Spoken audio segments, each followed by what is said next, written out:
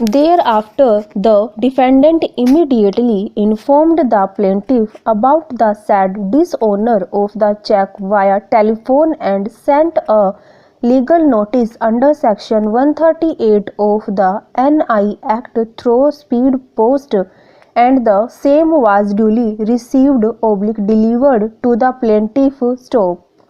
However, the plaintiff did not make payment, and therefore the defendant filed a complaint case under Section 138 of the NI Act, wherein the learned court was pleased to acquit the plaintiff, void its judgment dated 29 May 2014, and the Honorable High Court was also pleased to dismiss the criminal leave to appeal against the said judgment.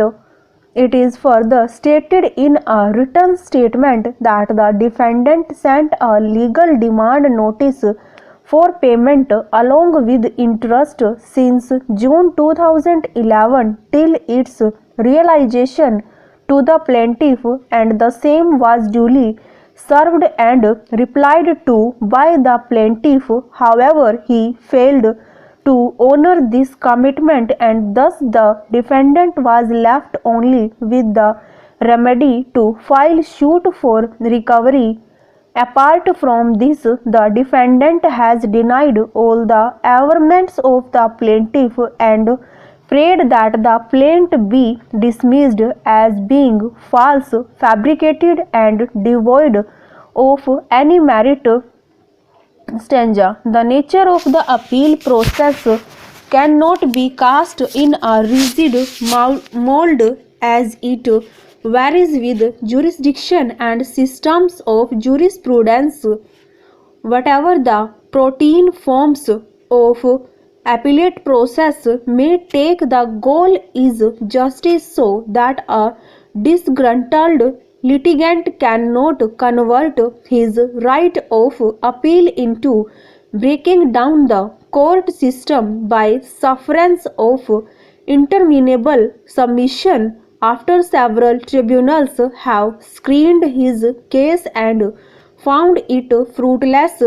The significance of the right of appeal under Article 134 is a part of the procedure established by law for the protection of life and personal liberty. Nothing which will render this right illusory or its fortune chancy can square with the mandate of Article 21.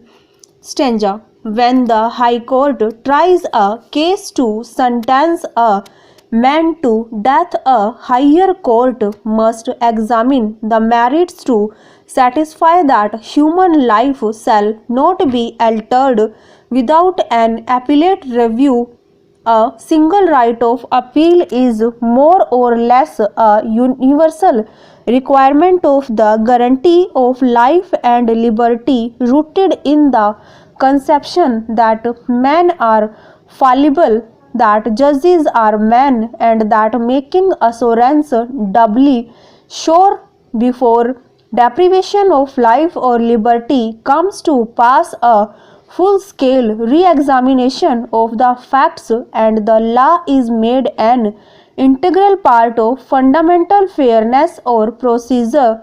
The life of the law is not the perfection of theory, but the realization of justice in the concrete situation of a given system. It is common knowledge that a jail appeal or an appeal filed through an advocate does not contain any exhaustive accompaniment of all the evidentiary material or record of proceedings laying bare legal errors in the judicial steps. It is not unusual that a fatal flaw has been discovered by the appellate judges, leading to a total acquittal.